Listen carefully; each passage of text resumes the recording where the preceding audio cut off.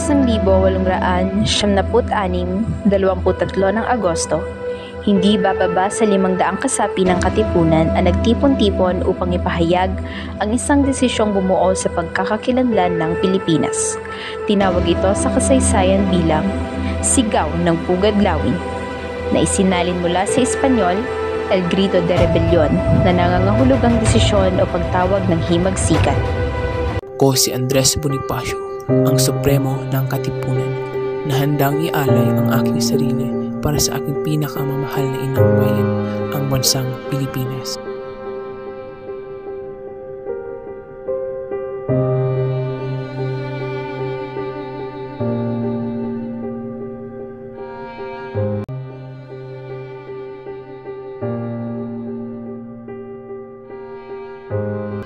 Magaganap na ako ng pagpupulong ng mga pinuno sa katipunan.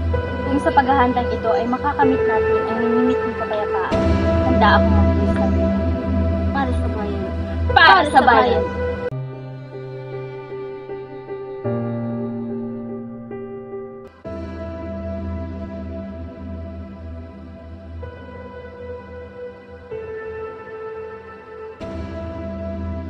Marami nang nakakaalam sa kilos ng katipunan, Andres. Kailangan na nating gumawa ng paraan. Mahigpit na nakamasid ang mga Espanyol sa ating mga kilos. Kung gayon, kailangan na nating umalis dito upang ang ating samahan ay hindi matuntunan. Ako'y magpapatawag na lamang ng isa pang pagpupulong. Pinatawag ang pagpupulong na ito upang makuha ang desisyon ng bawat pinuno patungkol sa pag-aaklas laban sa mga Espanyol. Unti-unti nang nauubos ang miyembro ng ating samahan. Alam na ng mga Espanyol ang ating mga gagawin. Kailan natin balak gawin ang pag-aalsang ito? Tayo ay kikilos sa lalong madaling panahon. Hindi rin natin maaalis yung mga kagamitan sa dahilan ng wala tayo sa pagkakagamitan at pagkain para sa katipunan ng laban. Kailangan natin magsakripisyo. Walang maagang panahon kung lahat tayo ay magkakaisa. Ngunit, kung tayo ay kikilos ng wala sa pagkapaganda, mapupuruhan lamang ating mga tao at sa gagawin natin pag-aalsang. Hahayaan na lang ba nating magutom ang ating mga tauhan? Kung meron mang importanteng bagay na kailangan, yun ay ang ating lakas. Isa pa, hindi na sang-ayon sa atin ang mga mamamayan.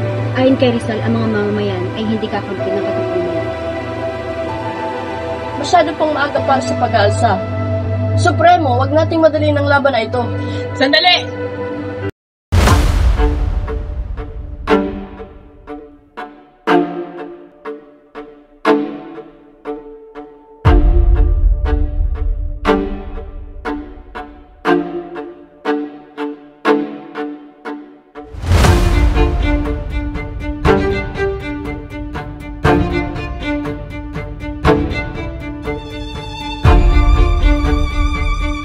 Mga alak ng bayan, mga magigiting na anak ng bayan.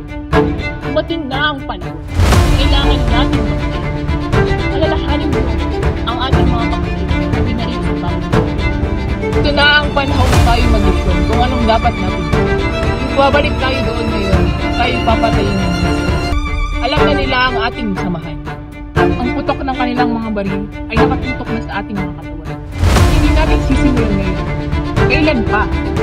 Mga Espanyol pa rin ang papatay sa atin. Kaya kailangan na nating mag-isip. Ano ang inyong malagay? Lalaban tayo! Lalaban! Lalaban tayo! Lalaban! Nagdalay kayong lumaban. Ilabas ninyo ang inyong mga sedula. Ipakita ninyo ang inyong pagmamahal sa ating bayan.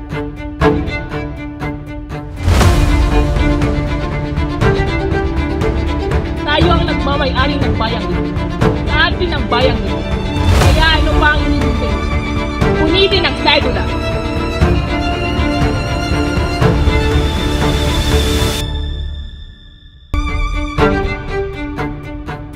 Mabuhay ang mga anak ng bayan! Mabuhay! Mabuhay ang Republika ng Pilipinas! Mabuhay! Alas 5 ng hapon, sa pamumuno ni Andres at Emilio, umusbong ang revolusyon.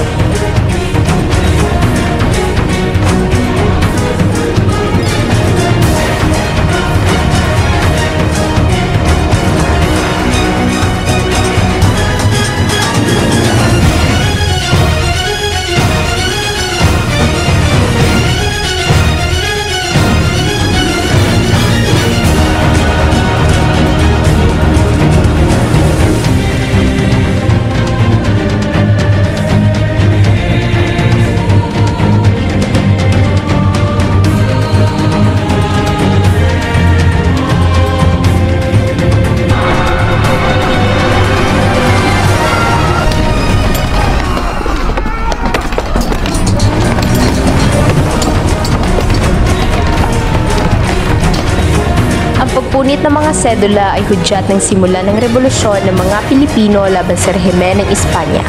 Nangyari ang kasaysayang sigaw ng Pugad Lawi.